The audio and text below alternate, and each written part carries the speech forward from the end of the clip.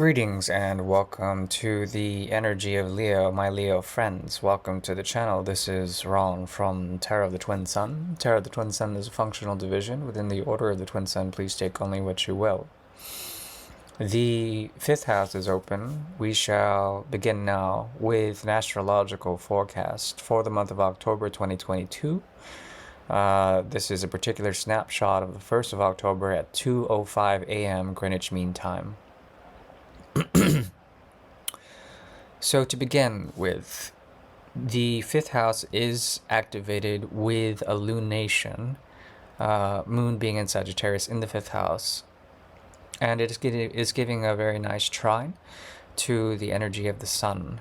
So that's a very good thing. It's almost like having a small eclipse in a way with this aspect. What is being eclipsed essentially is your explorations of on a creative level, your own philosophies that may be festering or evolving in terms of exploring what your inner world means, how to essentially create with that, how to create dharma, how to do things the right way. And there is an elevation to this, and with a trine in your third house, a voice emerges, okay? The ability to create harmony or a song emerges out of the creativity of Leo. This is a very auspicious thing also because the voice gives parlance, good parlance with others. Primarily your siblings, for other people in terms of brotherhood or sisterhood, in terms of friends, okay? So this is all very good news. At the same time, the relationships you are seeking out, they will become more honest and obvious when it comes to authenticity. The point is that the more you embrace a sense of the untouched, innocent self, the inner child, the creative force that is now becoming your philosophy, there is an ability to essentially accentuate third house activities that includes commerce and trade and interactions with others in your community, in your cities, in your institutions, in your workplace, your most immediate sort of peoples. And the ability is also to seek out authenticity, okay, and to find harmonic resonance with others. The difficulty is that those who are farther away from you may not get the same parlance or the same sort of treatment as those close to you. I mean, it's obvious. That's an obvious correlation. It happens all the time. But it's difficult to find love overseas in such a way, in such a thing. Also, love for higher ups. There's a humbling process in which the authentic is found through others who are like you, who are learning the same karmic experiences, who are not elevated in terms of age or wisdom or teachers. The thing is that if you're looking for that, and chances are you're not, there's something about higher education or intelligence or teachers or gurus or leaders that are essentially, they're defunct right now. There's a lot going on in terms of leaders, world leaders and higher ups, anyone who's socially higher up on the ladder than you. It doesn't mean that they are higher or that they are more ascended in any way, shape, or form. No, they're actually afflicted by Jupiter in retrograde as well, conjunct Chiron and conjunct Neptune in retrograde, okay, in your 8th and 9th houses. So transformation is hard to come by. There's difficulty in essentially trying to come up with a higher wisdom or a deep esoteric understanding of things. At the same time, the veil is lifted. There's a harsh reality, a crashing reality that is being very strongly squared to the collective, to Mars in your 11th house in Gemini. As well, it squares up your house of resources, the second, with Mercury retrograde in Virgo. So essentially, there is this very strong aspecting here that has to do with transformations that you may be going through that are difficult to understand, but there's also a very realistic practicality to it. There's a grounding. So there's a glimpse to see what is unseen for the time being. But the thing is that the fog of Mercury and the fog of Neptune in retrograde are essentially creating modes of criticism that can be very toxic. And you might find toxic communities when it involves resources, shared resources. You might find toxic communities within the realm of studies or commerce. So it's difficult to understand that, as well as toxicity within the city or within your city or within the global affairs, international affairs, or anything overseas. So the idea here is to purge, to hit that button, purge. But the difficulty is that in the early month of October, it's difficult because we're looking for harmony with the solar Libra energy. As we move further into Scorpio season, there's an interesting way for us to address all of this as we approach collective karmas that activate your fourth house in particular. Okay, so with the fourth and 10th axis being activated, in terms of this, what becomes truly activated is the south node in your fourth house in Scorpio and the north node conjunct a Uranus in retrograde in Taurus in your 10th house. Okay, so this has to do with addressing family karmas. It has to do with father figures who get in the way.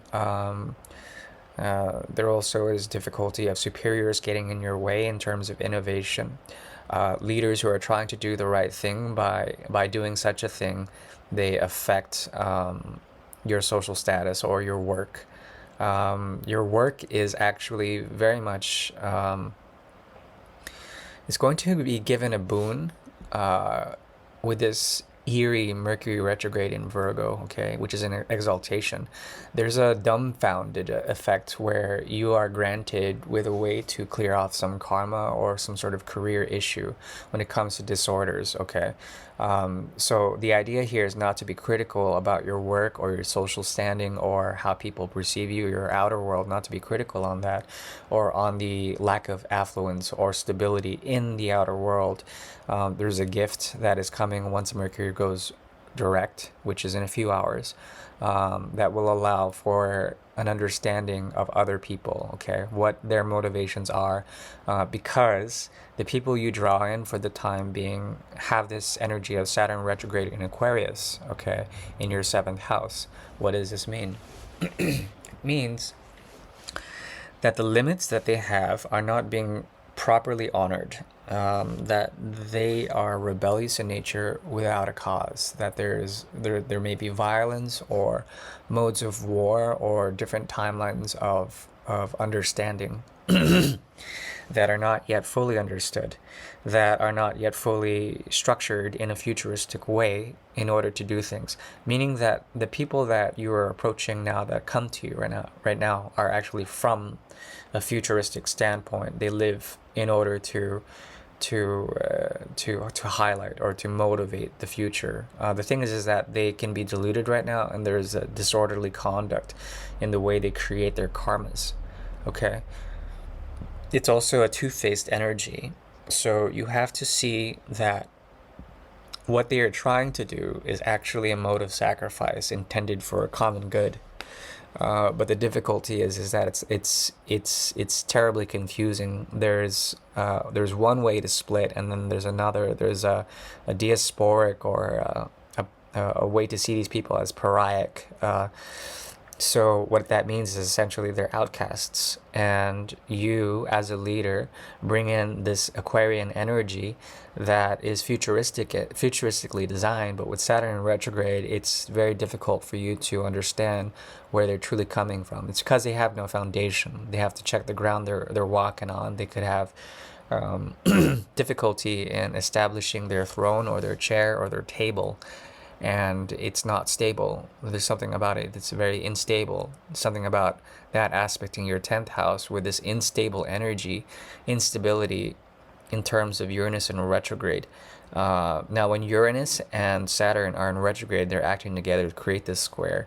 It means that there's not harmony between technological advancement as well as social understanding or social systems of understanding that would grant people that you bring into your life a sense of stability. Okay, so that's all very, very, very, very motivating stuff, because it pushes you to create karmas that you have learned through this Mercury retrograde in your second house to become elevated in such a way that it is humbling. To become elevated that it is humbling, okay, if that makes any sense. Especially when it comes to karma or resources or your social standing, your career, as well as your family. Excuse me. Yeah, so as far as your ruler, the solar energy moves into the into the 8th degree, I believe, of, yeah, but just about 7.5 degrees of 7 degrees 50 minutes of Libran energy. Okay, now this creates harmony with your friends, with cycles in terms of your friends or your relationships with children, or excuse me, siblings or brothers or sisters in general, brotherhoods or people you consider to be very close. There's also business dealings also coming to this solar energy. The difficulty is that the sun is being aspected in opposition to your 9th house with Jupiter in retrograde. So essentially Jupiter and the Sun and Venus, they come into contention.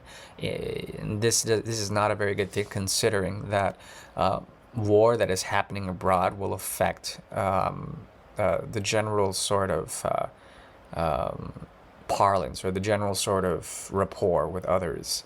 There's this ferocity and a need to find peace in all of that. The thing is that once we embrace Mars's energy in the 11th house, there will be some sort of collective good that comes out of this. It's just that Mars is very much afflicted right now, and there is the energy of Mars being afflicted by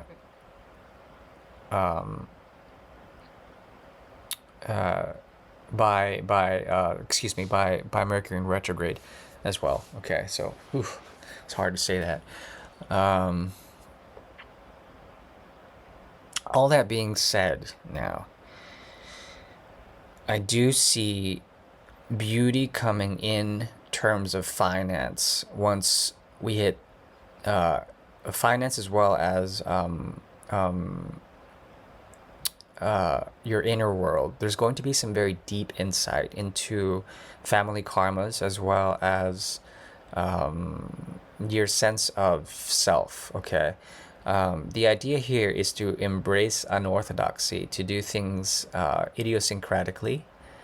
Not to call you an idiot or anything, but it's more like to do things against the times. Okay, against the times. What that points to is an ability to explore creatively different venues that you may not have thought of before. And essentially this granting you with the harmony that you may seek out this month in order to create a voice, or to create a way of doing things, a self-mastery, if you will, that disobeys the unruly leaders and the systems of war and commerce that are very, very terribly unstabilizing for this month. And to also embrace the change. This could be a change of work. It could be a change of the change or the transmutation of an obstacle. Okay, these obstacles that are occurring in your life right now are actually a blessing, and they will show you deep insight into your relationships, into ways of criticism that have been difficult, and how to transcend these and bring forward deep insights that are eclipsed by the solar energy of Libra. Okay, and solar energy of Libra is very, very auspicious, I would say. Even though Sun in Libra is in technically detriment, I think we should look at it differently, in that there is a humbling process behind all of that that actually creates the cardinal energy of air to be set free. And with this, there comes peace. Okay, there at the same time.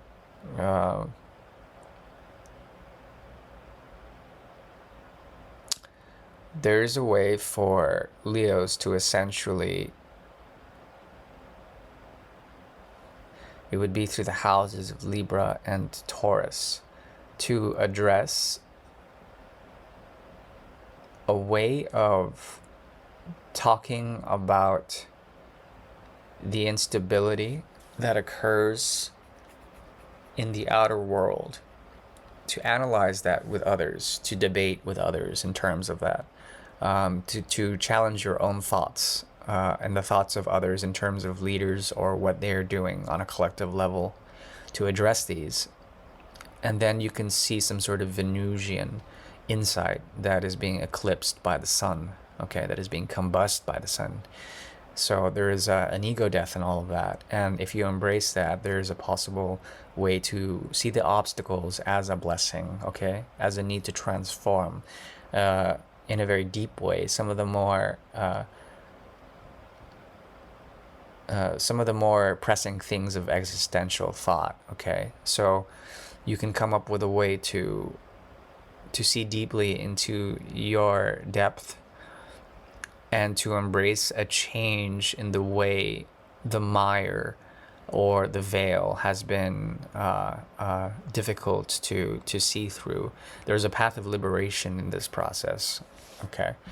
Now I'm going to pull a few cards from the tarot and generate 5 times. 1, 2, 3, 4, 5. Okay. So this speaks about a way of preparing for a future world, okay? You have a realm of experience around you that has been very trying, and with the movement from the 8 of Wands into the 9 of Wands, there's a particular way to see how it's almost like you've experienced this in the past before, okay?